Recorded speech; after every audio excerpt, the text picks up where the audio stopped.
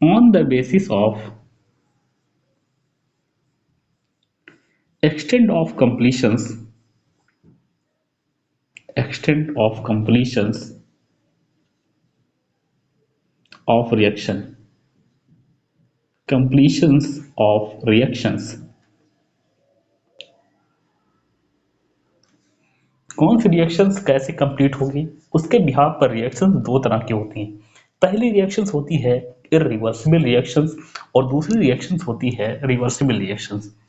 तो रिएक्शन जो होती है कंप्लीशंस के बिहाफ पर दो क्लास के अंदर क्लासिफाई होगी।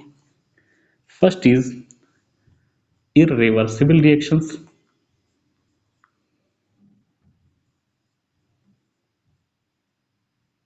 and second is reversible reactions।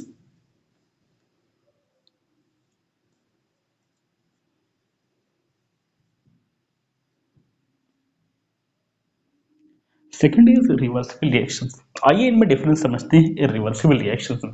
सुनना, ये कोई रिएक्टेंट है यार और इस रिएक्टेंट से प्रोडक्ट बन रहा है। हम लोग जानते हैं रिएक्टेंट से प्रोडक्ट कब बनेगा, जब रिएक्टेंट टूटेगा, रिएक्टेंट ब्रेक होगा और ये टूटते टूटते आफ्टर सम टाइम ये पूरा चेंज हो जाएगा प्रोडक्ट के अंदर। ये देखिए रिएक्टेंट टूटता जाएगा, एक कंडीशन ऐसी आ जाएगी जब ये पूरी तरीके से कन्वर्ट हो जाएगा प्रोडक्ट के अंदर। इसका मतलब है रिएक्टेंट खत्म हो चुका और प्रोडक्ट बन चुका। इरिवर्सिबल रिएक्शंस के अंदर रिएक्शन जो होती है सिर्फ सिंगल डायरेक्शन में चलती हैं, from the reactant to product. वहीं पर हम बात करें रिवर्सिबल रिएक्शंस की, मैंने कहा this is reactant and this is product. होता क्या है, रिएक्टेंट से जितना प्रोडक्ट बनता है और प्रोडक्ट से भी रिएक्टेंट बनना शुरू हो जाता है। ये देखिए यहाँ पर रिएक्टेंट भी बन रहा है और प्रोडक्ट भी बन रहा है। अब आप बताइएगा कि कौन सी रिएक्शंस खत्म हो जाएगी और कौन सी रिएक्शन खत्म नहीं होगी। तो यहाँ पे लिख सकते हो इरिवर्सिबल रिएक्शन जो होती है they finish after a fix time, after a fix time. ये फिक्स टाइम के बाद ये खत्म हो जाएगी, लेकिन यहाँ पे देखिए रिएक्टेंट भी बन रहा है और प्रोडक्ट का फॉर्मेशन भी हो रहा है। अगर यहाँ पर प्रोडक्ट की फॉर्मेशन भी हो रहा है तो ये रिएक्शंस कभी भी खत्म नहीं होगी। यहाँ पे लिख सकते हो दे नेवर फिनिश, या ऐसे भी लिख सकते हो और take infinite time, take infinite time.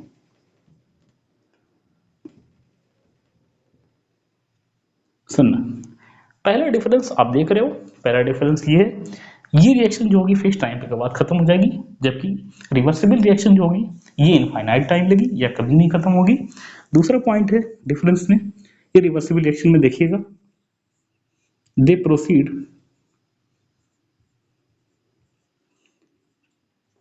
इन ओनली वन डायरेक्शन, सिर्फ एक डायरेक्शन में चलेगी।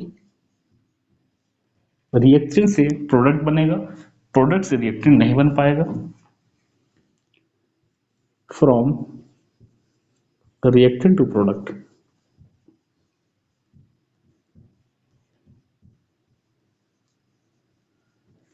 यहीं पर बात करें रिवर्सिबल रिएक्शंस की, तो रिवर्सिबल रिएक्शन जो होती है ये प्रोसीड करती है बोथ डायरेक्शंस, यानी दो डायरेक्शन में। दे प्रोसीड both directions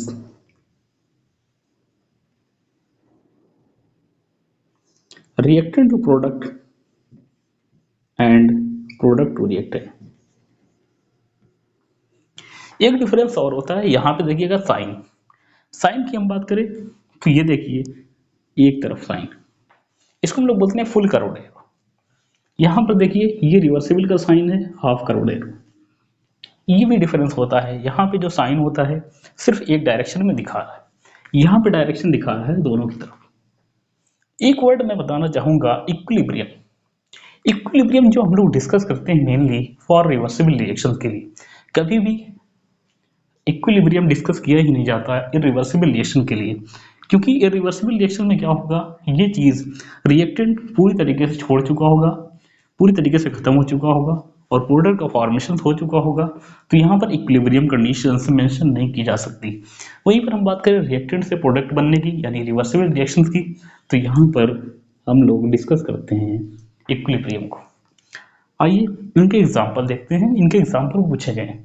इनके एग्जाम्पल आईआईटी के अंदर, इनके एग्जाम्पल अदर कंपटीशन के अंदर पूछे गए। सुनिएगा, पहला एग्जाम्पल देखिए इरिवर्सिबल रिएक्शन का।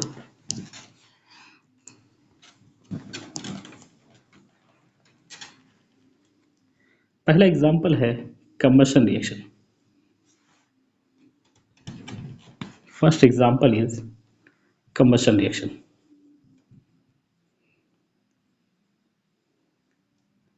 कंबशन रिएक्शन, जब हम किसी चीज को जलाते हैं, जैसे मैंने कहा फॉर एग्जाम्पल आपने वुड को बर्न किया, जब वुड को बर्न करोगे तो ये कोल के अंदर चेंज हो जाएगा, कोयले के अंदर चेंज हो जाएगा। कोयले से क्या लकड़ी फिर से बन सकती है? नहीं बन सकती। इसका मतलब है ये रिएक्शंस कैसी है? Irreversible reactions. तो याद रखिएगा जितनी भी कंबशन रिएक्शंस हैं वो सब के सब क्या है? इरिवर्सिबल रिएक्शंस है।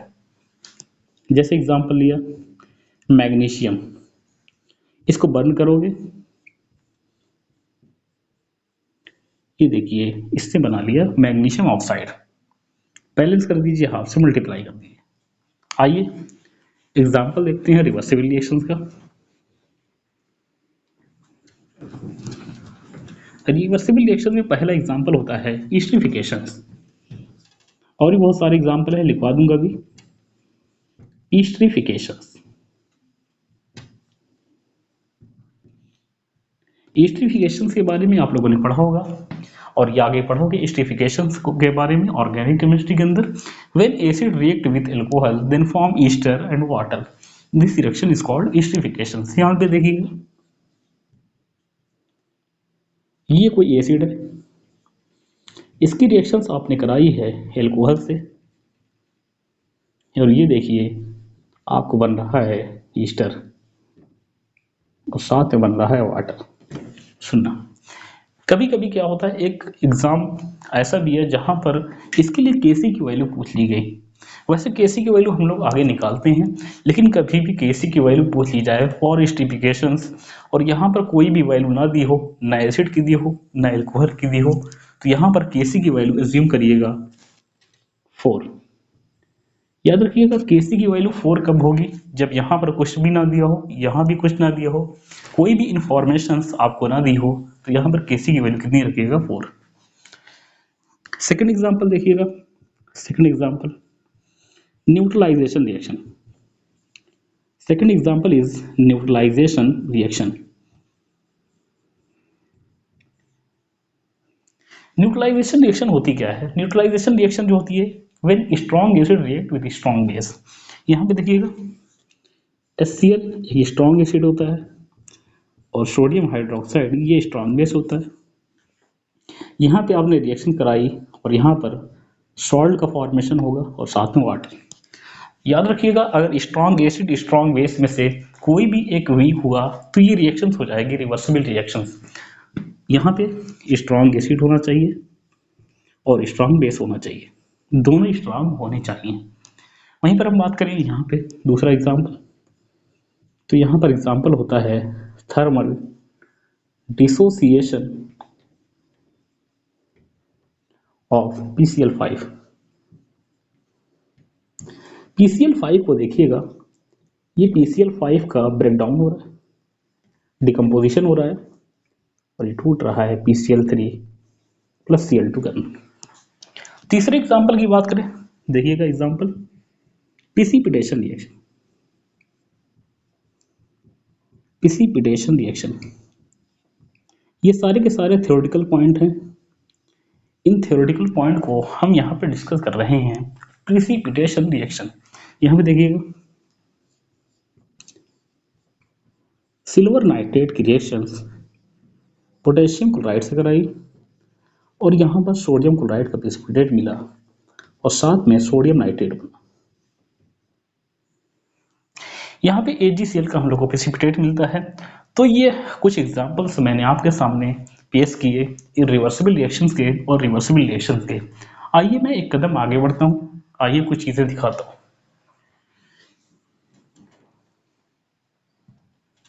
देखिएगा, एक हेडिंग होती है इक्विलिब्रियम। इक्विलिब्रियम पॉइंट होता क्या है, आइए मैं उसके बारे में डिस्कस करता हूँ। हेडिंग है equilibrium.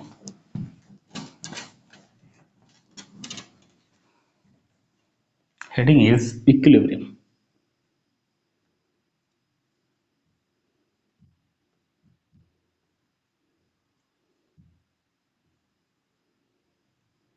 Heading is equilibrium.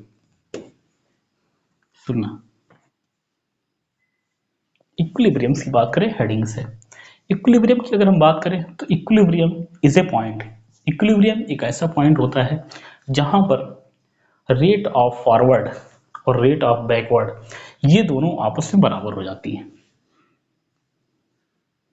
Rate of forward और रेट ऑफ बैकवर्ड बराबर हो जाती हैं। अगर हम कंसंट्रेशंस के टर्म में देखें तो कंसंट्रेशंस में कंसंट्रेशंस ऑफ प्रोडक्ट ये बराबर हो जाएगा कंसंट्रेशंस ऑफ रिएक्टेंट। सुनना, फॉरवर्ड और बैकवर्ड की कंसंट्रेशंस आपस में कांस्टेंट हो जाती हैं, सॉरी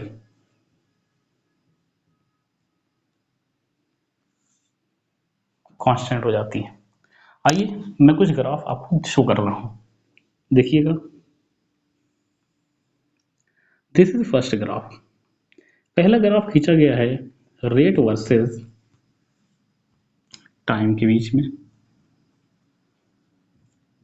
सुनना, रेट वर्सेस टाइम के बीच में खींचा गया है। आइए बताना है फॉरवर्ड और बैकवर्ड।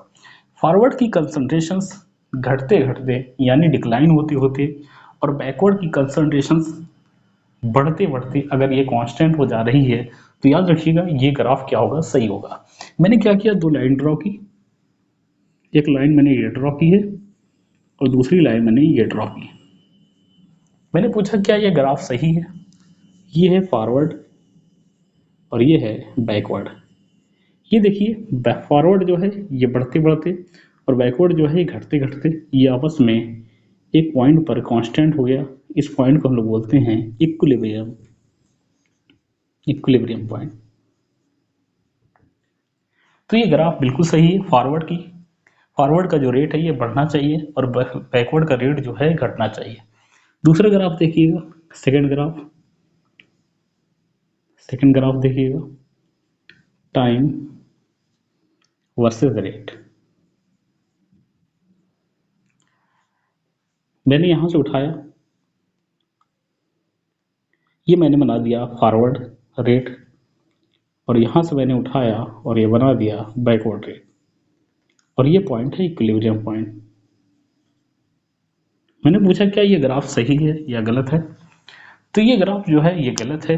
गलत होने का रीजन क्या है, मैंने बोला है कांस्टेंट होना चाहिए, यहां पर आपने क्या किया है, फॉरवर्ड के रेट को और बैकवर्ड के रेट को आपस में बराबर कर दिया है। अगर आपस में बराबर कर दिया तो ये ग्राफ क्या हो गया, गलत। आइए एक और ग्राफ देखिएगा,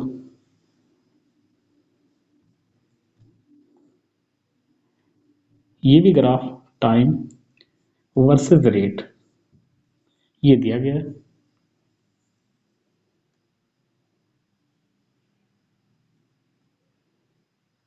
यहाँ पे ये ग्राफ मैंने क्या किया है, प्लॉट किया है। ये है फॉरवर्ड और ये है बैकवर्ड। मैंने पूछा क्या ये ग्राफ सही है, तो ये भी ग्राफ गलत है। नो डाउट्स फॉरवर्ड का रेट और बैकवर्ड का रेट आपस में बराबर है, लेकिन ये देखिए ग्राफ स्टार्ट कहाँ से हो रहा है, जीरो से नहीं हो रहा है। ये ग्राफ जीरो से स्टार्ट नहीं हो रहा है, इसीलिए ये ग्राफ क्या है, गलत है।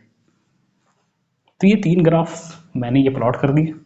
आइए अब कंसंट्रेशन के टर्म में देख लीजिए। कंसंट्रेशन वर्सेस टाइम, ये ग्राफ है कंसंट्रेशन वर्सेस टाइम। मैंने कहा था प्रोडक्ट की कंसंट्रेशन से बढ़ते बढ़ते और रिएक्टेंट की कंसंट्रेशन से घटते घटते आपस में क्या हो जाए, बराबर। ये देखिए, ये है प्रोडक्ट और ऊपर वाला है रिएक्टेंट। प्रोडक्ट की कंसंट्रेशन नो डाउट्स बढ़ रही है और रिएक्टेंट की कंसंट्रेशन नो डाउट्स घट रही है, और ये घटते घटते आपस में एक ऐसा पॉइंट जहां पर ये कांस्टेंट हो गई, तो ये ग्राफ क्या हो जाएगा, सही। आइए देखते हैं, ये ग्राफ है concentrations versus time. Concentrations versus time के बीच में ये ग्राफ है। यहां पे देखिएगा,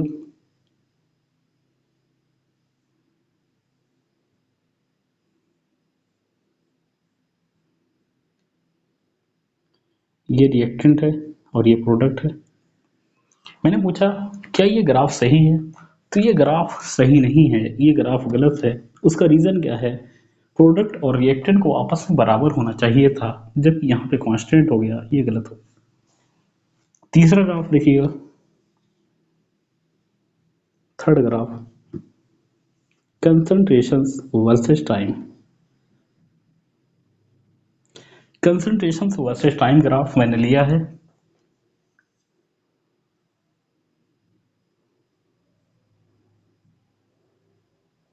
ये है इक्विलिब्रियम पॉइंट, ये है रिएक्टेंट और ये है प्रोडक्ट।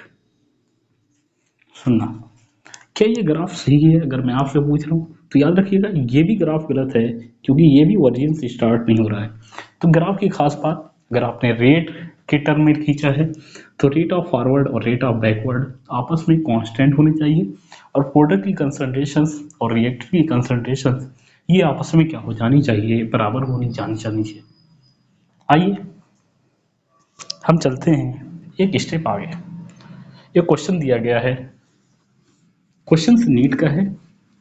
आइए नीट का क्वेश्चंस हम लोग सॉल्व करते हैं।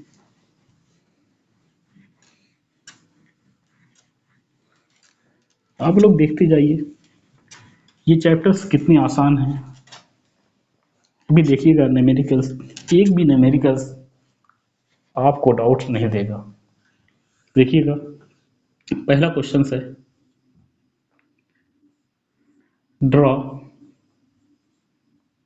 द डायग्राम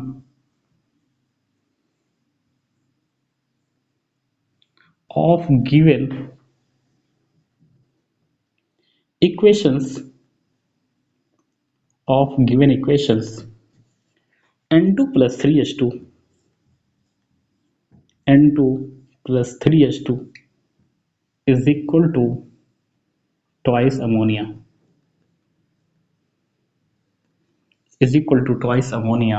ये दिया गया।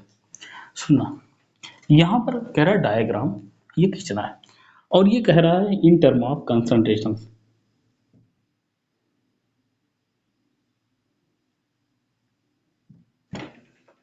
सुनना, ये ग्राफ आपको क्या करना है, प्लॉट करना है, डायग्राम ये दिया गया है। सुनना, मैंने क्या किया, टाइम वर्सेस कंसंट्रेशन ग्राफ बनाया।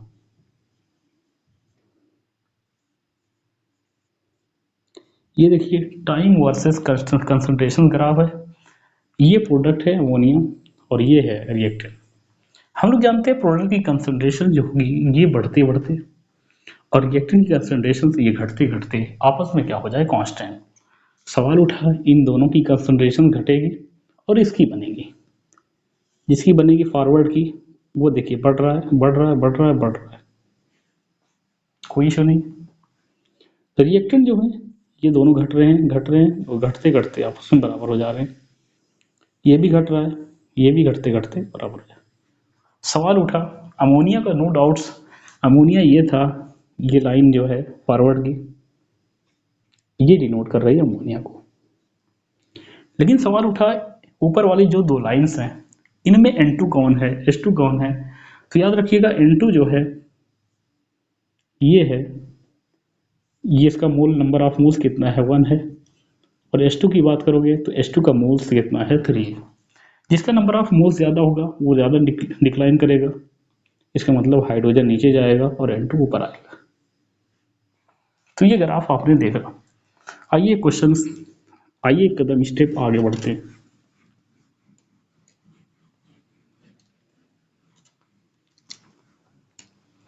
अगली हेडिंग है law of mass actions.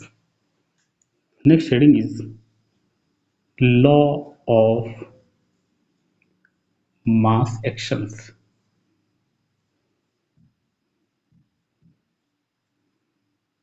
Actions में ये जो है, ये मैंने कैपिटल लिख दिया, कोई इशू नहीं। सुनना, लॉ ऑफ मास एक्शंस एक साइंटिस्ट है जिनका नाम था गुल्डबर्ग और दूसरे वागे, उन्होंने मिलकर दिया था, given by Guldberg and Waage, given by Guldberg and Waage, Waage. सुनना, ये लॉ ऑफ मास एक्शन आपसे क्या कहता क्या है?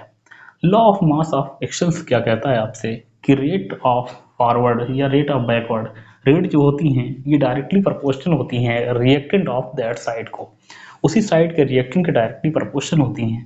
पहले स्टेटमेंट लिख लीजिए, स्टेटमेंट लिखने के बाद मैं इसको समझा दे रहा हूँ, आइए लिखते हैं। According to this law,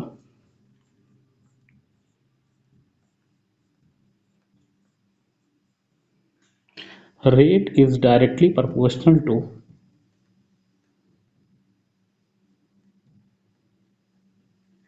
rate is directly proportional to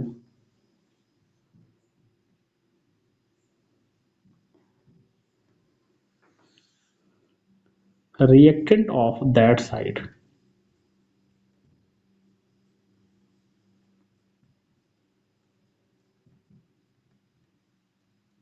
reactant of that side। जैसे मैंने कहा फॉर एग्जाम्पल देख लीजिए, यहाँ इसके नीचे लिख दे रहे एग्जाम्पल, देखते जाइएगा। इस पर बहुत सारे क्वेश्चंस बने हैं। क्वेश्चंस की जो मेनली शुरुआत हुई है वो यहीं से हुई है। इसके बाद से आप लोग यहाँ से बिल्कुल पूरी तरीके से फोकस रखिएगा।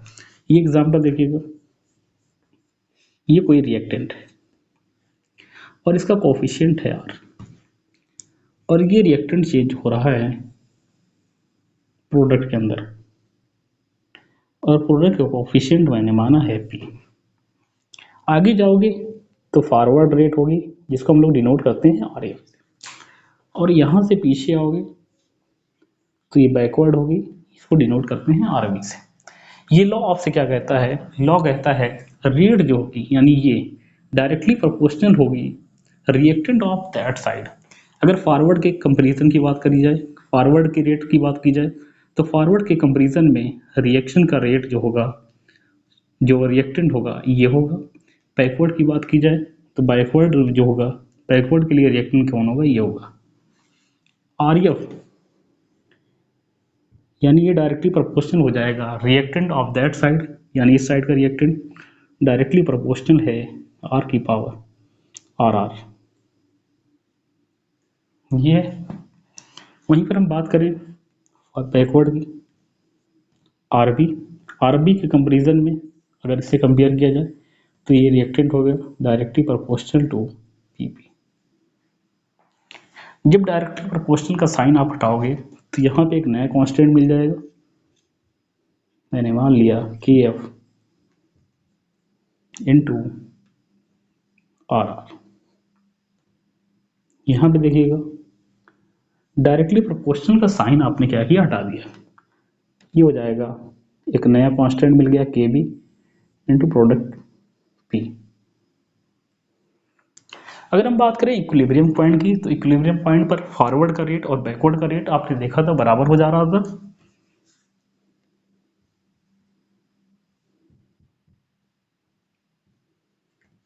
RF की जगह रख दीजिए KF इंटू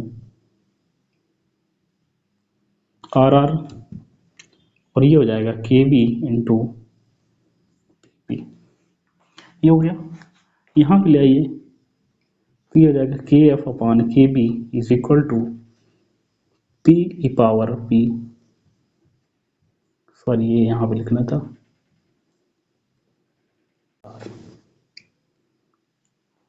ये कांस्टेंट है, इनका एक नया कांस्टेंट मिल जाएगा KC।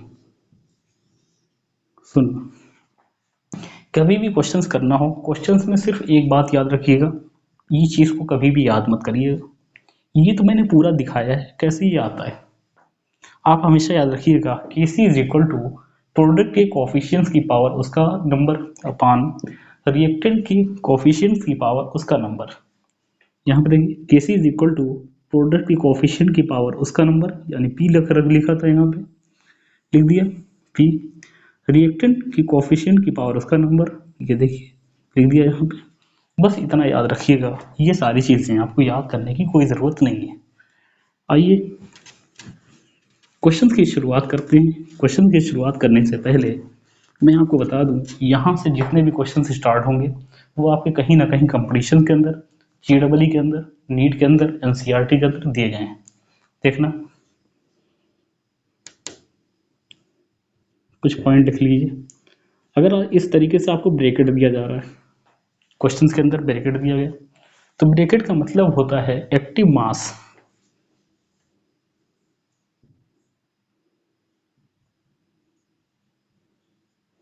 एक्टिव मास को डिनोट किया जाता है कंसंट्रेशन में, या इसी को डिनोट कर सकते हो मोलरिटी में, या कर सकते हो मोल पर लीटर में। मोलरिटी का मतलब होता है मोल पर लीटर। तो याद रखिएगा इन तीन टर्मों में आप हमेशा डिनोट करिएगा एक्टिव मास को। दूसरा पॉइंट, फॉर हेट्रोजीनस रिएक्शन, अगर कहीं पर हेट्रोजीनस रिएक्शन दी गई है,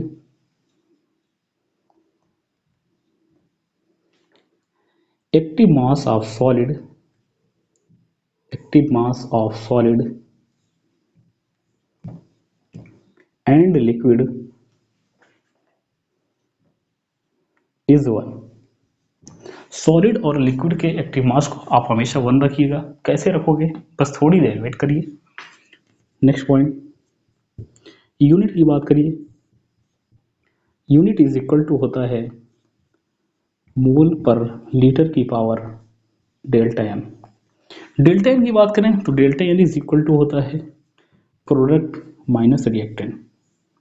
तो इसको हम इस तरीके से लिख सकते हैं, मोल पर लीटर की power product minus reactant.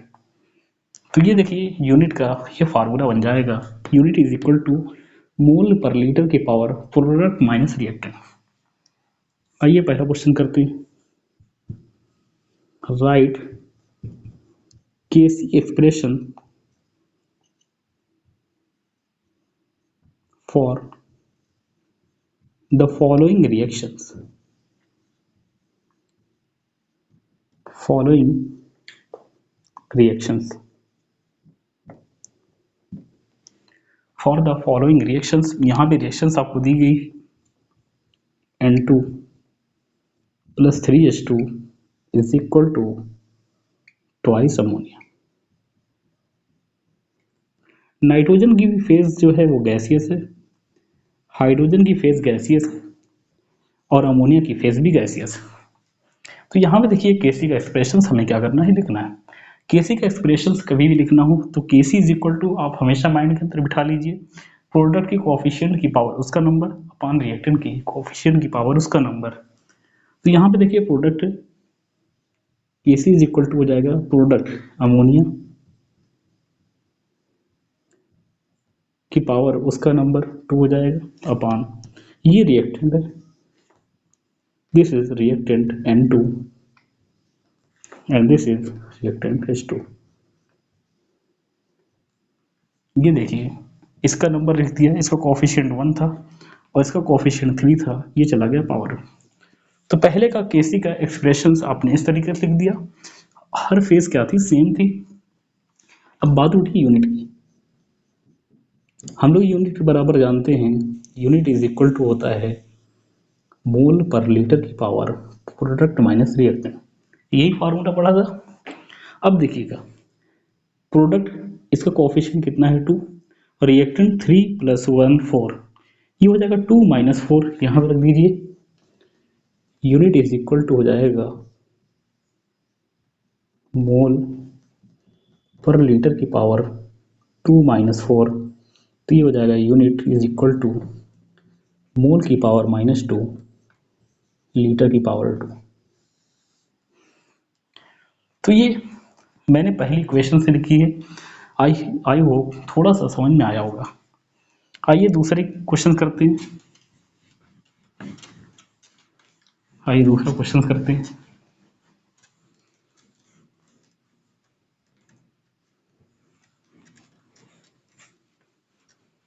Questions कभी भी आए केसी का एक्सप्रेशन लिखने के लिए, केसी के एक्सप्रेशंस आप हमेशा लिखिएगा प्रोडक्ट के कोफिशिएंट की पावर उसका नंबर अपॉन रिएक्टेंट के कोफिशिएंट की पावर उसका नंबर।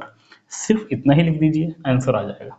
यूनिट की बात करिए तो यूनिट इज इक्वल टू होता है मोल पर लीटर अपॉन की पावर प्रोडक्ट माइनस रिएक्टेंट। आइए दूसरी क्वेश्चन देखते हैं। एक इक्वेशन दी गई है, क्वेश्चन से वही है, write the KC expression for the following reaction. Equation देखिएगा, ये है 3Fe solid plus 4H2O gaseous,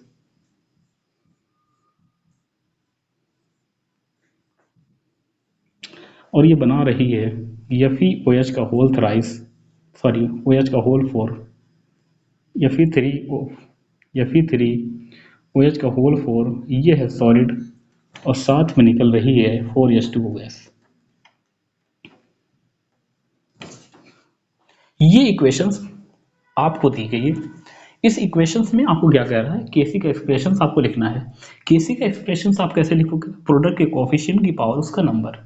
और एक चीज मैंने और कही थी, होमोजीनस रिएक्शन से कोई प्रॉब्लम नहीं, हेट्रोजीनस रिएक्शन है तो वहां पर जो भी हेट्रोजीनस सॉलिड होगा, जो भी लिक्विड होगा, उसका एक्टिव मास हमेशा कितना होगा 1, और 1 में से किसी को डिवाइड कर दो या किसी मल्टीप्लाई कर दो, कोई फर्क नहीं पड़ेगा। आइए मैं इसकी केसी का एक्सप्रेशन लिखता हूँ। केसी इज इक्वल टू हम लोग जानते हैं प्रोडक्ट की कोफिशिएंट की पावर उसका नंबर अपॉन रिएक्टेंट की कोफिशिएंट की पावर उसका नंबर, ये होता है। ये देखिए सॉलिड है, इसका एक्टिव मास हो गया 1। यहाँ पे देखिए ये गैसियस है तो यहाँ पे लोगे इससे तो ये हो जाएगा H2 की पावर 4। लिक्विड होता तब भी कर देते, इसकी जगह आपने 1 रख दिया तो 1 से मल्टीप्लाई करने पर कोई फर्क नहीं पड़ता। तो याद रखिएगा कभी सॉलिड आए लिक्विड आए इसको रखने की कोई ज़रूरत नहीं है, तो रख के मैं इसलिए दिखा रहा हूँ कि ताकि आपको क्लियर हो जाए। यहाँ पे देखिए ये वाटर गैसियस है, रिएक्टेंट की पावर उसका कोफिशिएंट 4 इंटू, ये देखिए सॉलिड, ये भी गैस सॉलिड है Fe, तो यहाँ पर भी इसका एक्टिव मास होगा 1। तो 1 से आप मल्टीप्लाई करिए, 1 से आप डिवाइड करिए, कहीं पर भी कोई फर्क नहीं पड़ रहा। ये देखिए 4 से 4 कट जाएगा।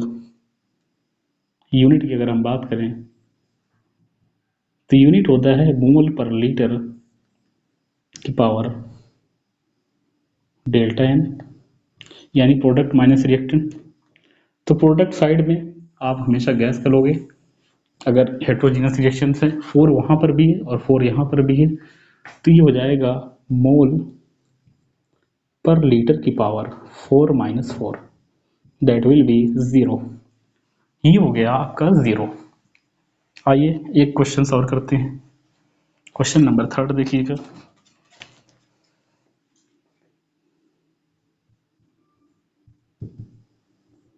P4 दिया गया है सॉलिड और इसकी रिएक्शंस कराई जा रही है ऑक्सीजन से।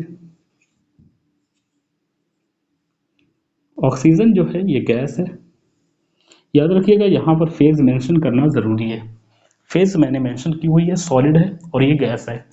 अब आगे देखिएगा क्वेश्चन कह रहा है ये फॉर्मेशन कर रहा है P4O10 का और ये भी क्या है, सॉलिड है। सेम क्वेश्चन है, राइट द केसी एक्सप्रेशन, केसी का एक्सप्रेशन सीखना है और साथ में आपको यूनिट बतानी है। आइए मैं लिखता हूँ, केसी इज इक्वल टू हम लोग जानते हैं प्रोडक्ट के कोफिशिएंट की पावर उसका नंबर। ये देखिए सॉलिड है, इसका एक्टिव मास होगा 1। ये देखिए ये भी सॉलिड है, इसका भी एक्टिव मास होगा 1। तो 1 में किसी से डिवाइड करने पर कोई फर्क नहीं होगा। प्रोडक्ट के कोफिशिएंट की पावर उसका नंबर, तो ये 1 है, कोई इशू नहीं। यहाँ पे देखिए ये भी 1 है, कोई इशू नहीं। आप चाहे लिखो तो ना लिखो या ना लिखो। O2 की बात करोगे तो ये हो जाएगा O2 की पावर उसका कोफिशिएंट 5। ये देखिए केसी का एक्सप्रेशन हो गए। 1/O2⁵। नाउ हम बात करें यूनिट की। यूनिट इज इक्वल टू है मोल पर लीटर की पावर प्रोडक्ट माइनस रिएक्टेंट। तो ये देखिए यहाँ पे कुछ नहीं है, ज़ीरो है, क्योंकि ये सॉलिड है तो सॉलिड का केसी का सॉलिड का एक्टिव मास कितना होगा 1। तो ये हो जाएगा इसका कोफिशिएंट कितना 0। एक मिनट यहाँ पे देखिएगा मोल पर लीटर की पावर 0 -5। तो ये हो जाएगा मोल की पावर 5 लीटर की power 5 is equal to twice A B carried out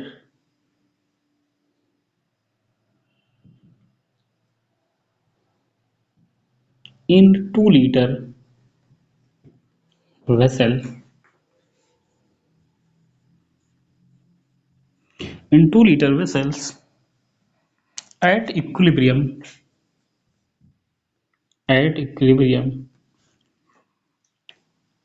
2 mole AB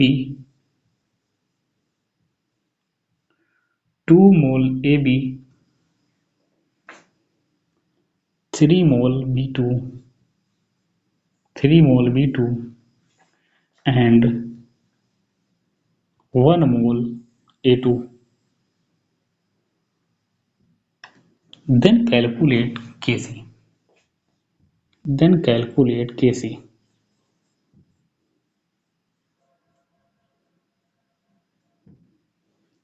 ये जो क्वेश्चंस मैंने लिए हैं ये क्वेश्चंस बहुत बेसिक है, इज वेरी बेसिक। बेसिक क्यों कह रहा हूँ उसका रीजन समझिएगा, क्योंकि यहाँ पर इक्विलिब्रियम पर कंसंट्रेशंस आपको दे रहा है। यहाँ पे मोल दिया गया है, मोल में आप जब वॉल्यूम से डिवाइड करोगे तो यहाँ पे कंसंट्रेशंस आ जाएगी।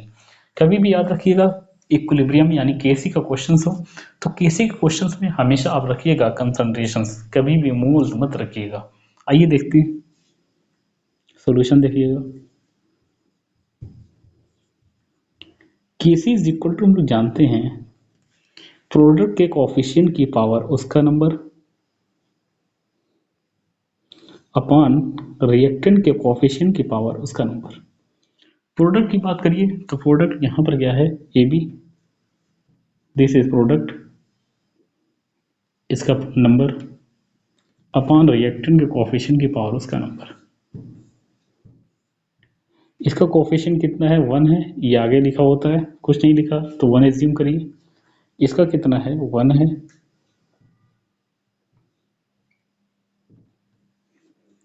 ये देखिए हमने क्या किया लिख दिया।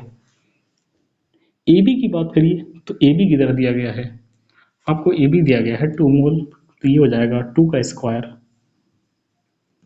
क्योंकि ये मोल दिया गया है, जहां पर भी मोल दिया होगा वहां पर वॉल्यूम भी दिया होगा, वो देखिए वॉल्यूम दिया गया है, वॉल्यूम से डिवाइड कर दीजिए।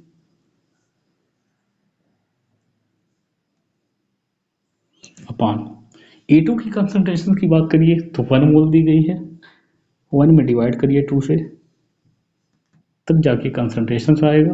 और B2 में डिवाइड करिए, B2 कितना दिया गया है,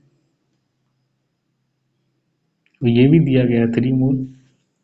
वॉल्यूम कितना दिया गया है 2 लीटर, 2 से डिवाइड कर दीजिए। ये देखिए 2 का स्क्वायर है तो ये कट जाएगा, 2 का स्क्वायर ये ऊपर आ जाएगा 4 और ये नीचे आ जाएगा 4/3, ये आपका आंसर आ जाएगा। ये देख रहे हो कितना आसान क्वेश्चन था। इक्विलिब्रियम पर ये कंसंट्रेशन दी गई थी। अगर यहाँ पर मैं मोल को वॉल्यूम से डिवाइड ना भी करता तब भी इसका आंसर आ जाता। आने का रीजन क्या था, यहाँ पे प्रोडक्ट इसका मोल ये भी 2 है और यहाँ पर 1 + 1 इसका कोफिशिएंट ये भी 2 है। लेकिन याद रखिएगा आपका फर्ज हमेशा बनता है कि यहाँ पे मोल को डिवाइड करिए वॉल्यूम से। Now next question,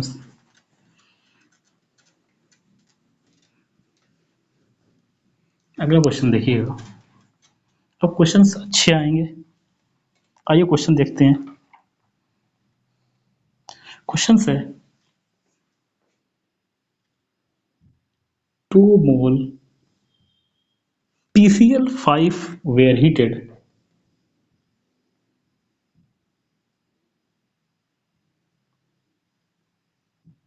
PCl5 were heated in 2-liter vessel.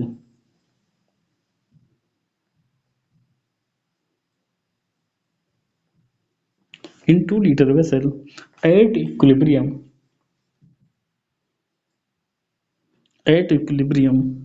40% PCl5, 40% PCl5 dissociated.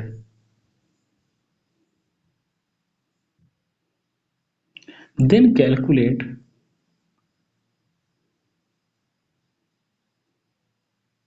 Kc. ये क्वेश्चंस आपको दिया गया है। आइए मैं क्वेश्चन सॉल्व करके दिखाता हूँ। ये PCl5 था और ये PCl5 डिसोसिएट हो गया लाइक दिस, इस तरीके से टूटा है।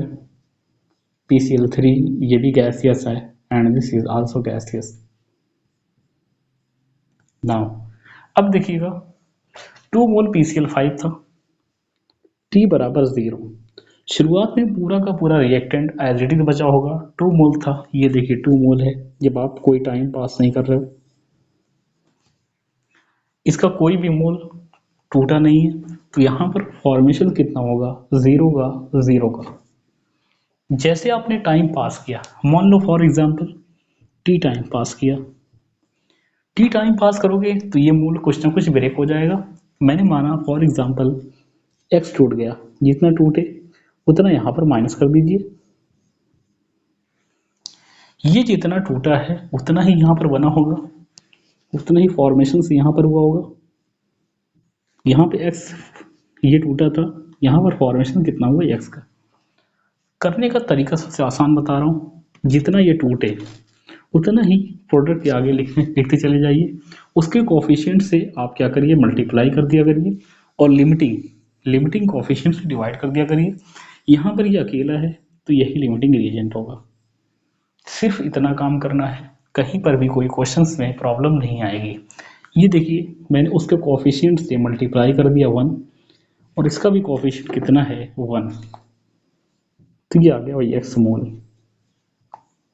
सेम चीज यहाँ पर अप्लाई करिए, जितना ये टूटा था, जितना ये ब्रेक हुआ उतना ही इसके आगे लिख दिया, उसके कोफिशिएंट से मल्टीप्लाई कर दिया और लिमिटिंग में कोफिशिएंट से डिवाइड कर दिया। This is x mole.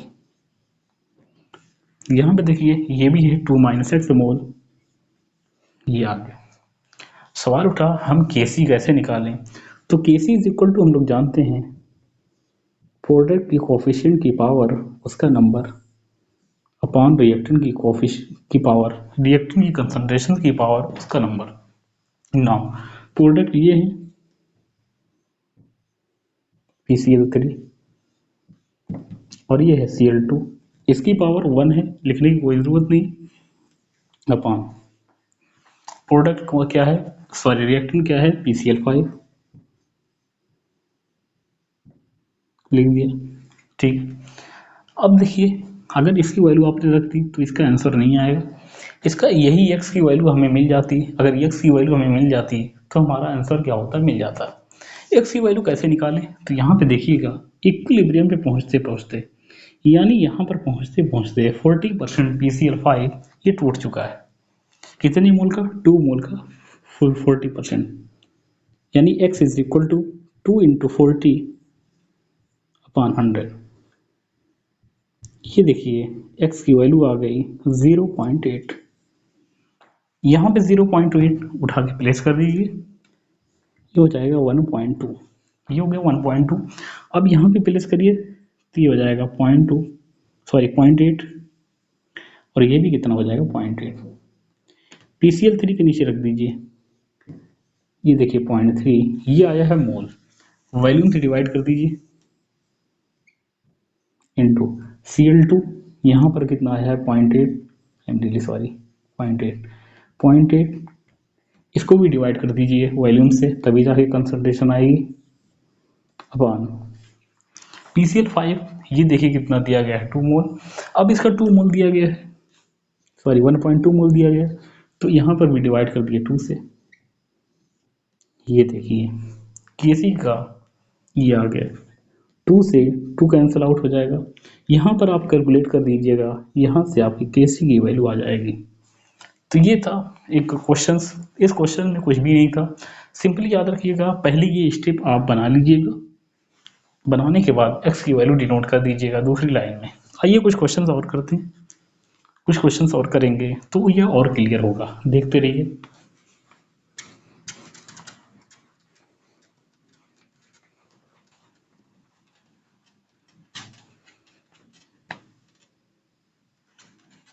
Question देखिएगा, क्वेश्चन कह रहा है एक इक्वेशन दी गई है, A plus B is equal to C plus D. Now ये देखिए दिया गया है, if initial concentration, if initial concentration of A and B, of A and B are equal,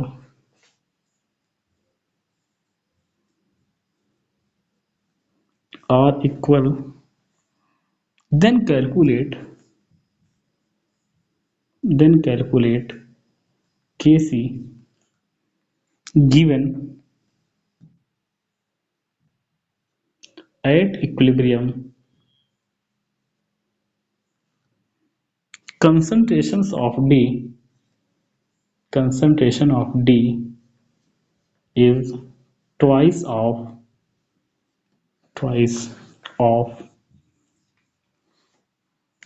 A। ये क्वेश्चन दिया गया है, ये क्वेश्चन से बहुत अच्छा क्वेश्चन है। आइए हम इस क्वेश्चन को सॉल्व करते हैं। देखिएगा ये इक्वेशन है, ए प्लस बी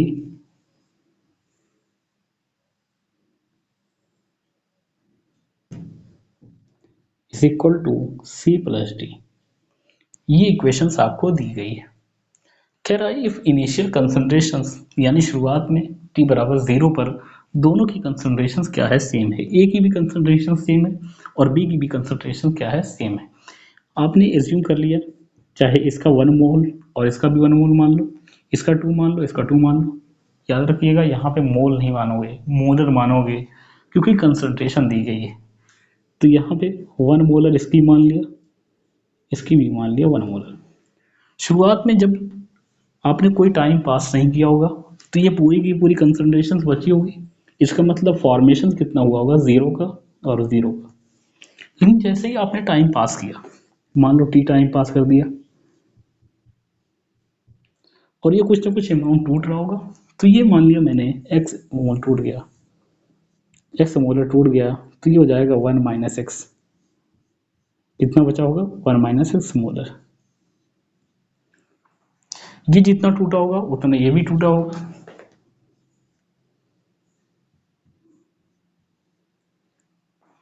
ये जितना टूटा होगा उतना ही यहां पर बना होगा।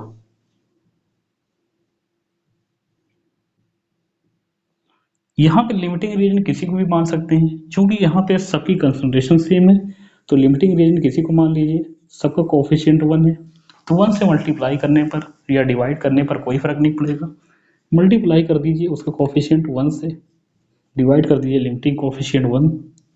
इसका मतलब है ये एक्स मोलर बना होगा,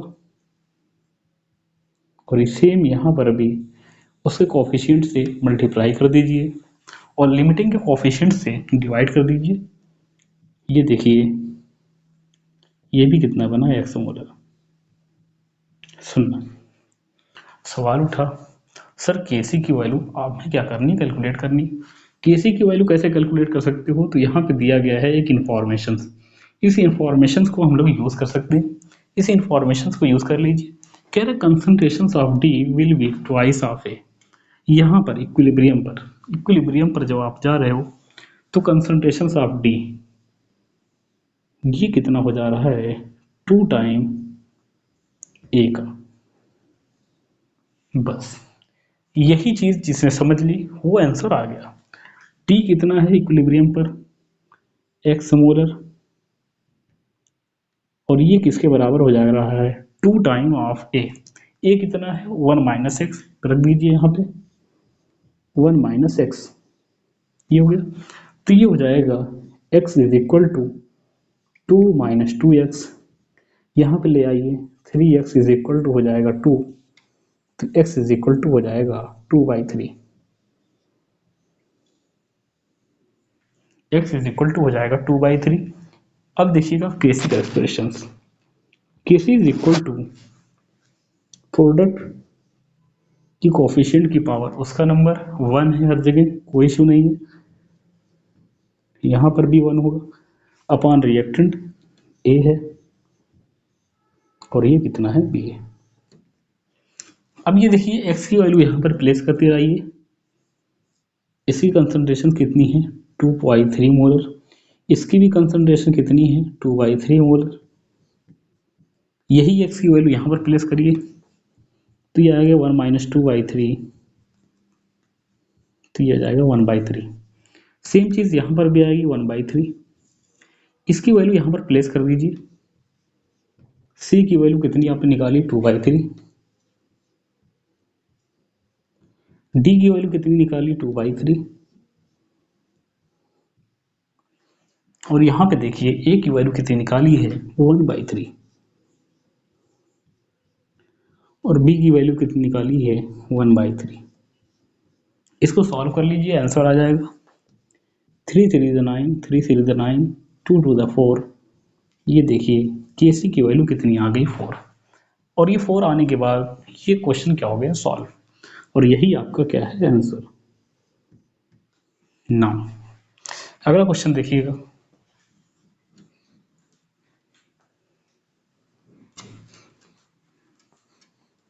नेक्स्ट क्वेश्चन देखिएगा,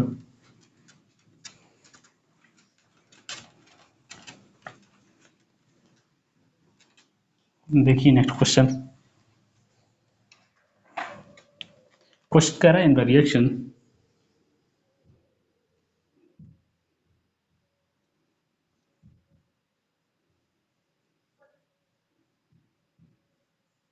in the reactions x plus y is equal to 2z,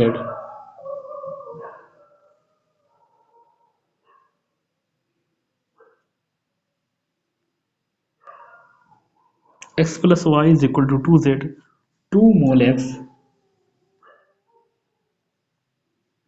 2 mole x, 1 mole y, 1 mole y, 1 mole z and 1 mole z। यहाँ पे मोल दे रहा है, गारंटी है यहाँ पे वॉल्यूम जरूर देगा। 1 mole z are place in 10 litre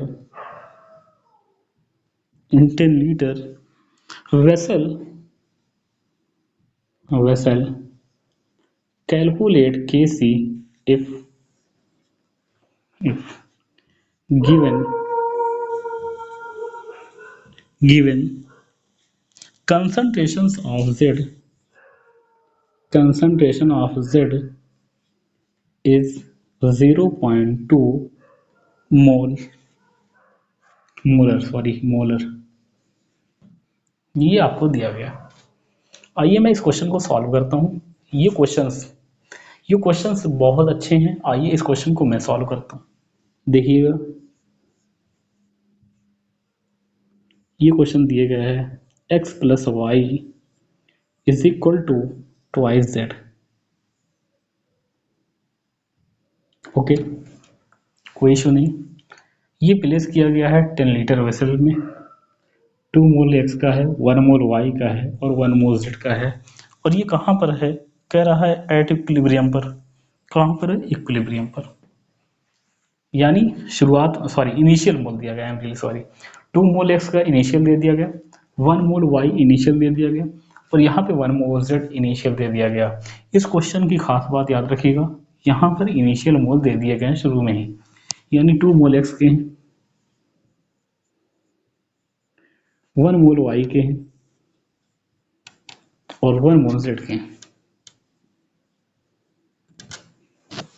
यही है। आइए देखते हैं 1 मोल जेड के। देखिए रिएक्टेंट है, ये टूटा होगा और ये बना होगा 2 माइनस एक्स, ये भी टूटा होगा, ये भी बनाया होगा 1 माइनस एक्स, और ये देखिए फॉर्मेशन हुआ होगा एक्स का मल्टीप्लाइड बाय इट्स कोफिशिएंट और डिवाइड बाय लिमिटिंग कोफिशिएंट। तो लिमिटिंग किसको मान सकते हो, तो यहाँ में याद रखिएगा लिमिटिंग हम किसको मानेंगे, इसका भी कोफिशिएंट 1 है, इसका भी कोफिशिएंट 1 में डिवाइड करोगे मोल से 1/2 आएगा, यहाँ पे 1/1 आएगा, ये लिमिटिंग होगा, इसको कोफिशिएंट से डिवाइड कर दीजिए, ये हो जाएगा 1 + 2x। यहाँ पर भी हमें क्या करना है, उसका कोफिशिएंट से डिवाइड करना है, ये देखिएगा उसका कोफिशिएंट कितना है 1, लिमिटिंग का भी कोफिशिएंट 1 है, तो यहाँ पर कोई भी फर्क नहीं पड़ेगा, ये इक्विलिब्रियम पर हम पहुंच गए हैं डायरेक्ट। ये t बराबर 0 पर था और ये t बराबर है इक्विलिब्रियम। ओके, नाउ अब सवाल उठा हमें इक्विलिब्रियम चाहिए, हमें केसी चाहिए, हम केसी की वैल्यू कैसे निकालें। आइए केसी की value, KC is equal to होता है प्रोडक्ट के कोफिशिएंट की पावर उसका नंबर अपॉन रिएक्टेंट के रिएक्टेंट की कंसंट्रेशन की पावर उसका नंबर। कि देखिए z की वैल्यू यानी x की वैल्यू अगर हमें मिल जाए तो हमारा आंसर क्या होगा, सामने आ जाएगा। क्या कंसंट्रेशन ऑफ z कितना दिया गया है, कंसंट्रेशन ऑफ z दिया गया है 0.2 मोलर, z बराबर कितना दिया गया 0.2 मोलर, यही इंफॉर्मेशन आपको दी गई है और ये क्या निकाला है आपने मोल, ये सब क्या निकाला है मोल में। और हम लोग जानते हैं मोल ये कभी भी केसी के एक्सप्रेशन में नहीं रखे जा सकते। यहाँ पर आपने रख दिया z की जगह क्या दिया गया 1 + 2x इज इक्वल टू दिया गया 0.2 मोलर, ये मोल में है और ये मोलर में है, तो इस मोल को आप पहले किस में चेंज करिए, मोलर में, इसका मतलब है वॉल्यूम से डिवाइड करिए, तो वॉल्यूम कितना दिया गया 10 लीटर, कर दीजिए, ये कर लिया, 10 से मल्टीप्लाई वहाँ पर होगा तो 1 + 2x इज इक्वल टू आ जाएगा 2, तो 2x इज इक्वल टू आ जाएगा 1, x की वैल्यू आ जाएगी 1/2।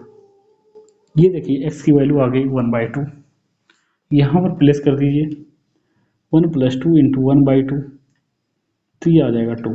z की वैल्यू कितनी आ गई 2, z की वैल्यू आ गई है 2, y की वैल्यू 1/2, z की x की वैल्यू 2 - 1/2 1.5। आइए इसकी वैल्यू रख देते हैं, Kc is equal to z की वैल्यू 2 है, इसका स्क्वायर अपॉन x की वैल्यू कितनी है 1.5 इंटू y की वैल्यू कितनी है 1/2 यानी 0.5, तो 2 का स्क्वायर करिए, 2 का स्क्वायर कितना हो जाएगा 4, 15 मानिए, 15 5 10 75 यानी 0.75 ही आएगा। 0.75 को हम लिख सकते हैं 3/4, 4 ऊपर जाएगा, ये हो जाएगा 16/3 आंसर। तो यहाँ पे देखिए क्वेश्चंस के अंदर क्या दिया गया था, क्वेश्चंस के अंदर बेसिकली इंफॉर्मेशन दी गई थी, ये अच्छे क्वेश्चंस होते हैं, इन अच्छे क्वेश्चंस को आपने कर लिया। आइए मैं थोड़ा सा और आगे बढ़ता हूँ, बने रहिए, नीट के भी क्वेश्चंस जितने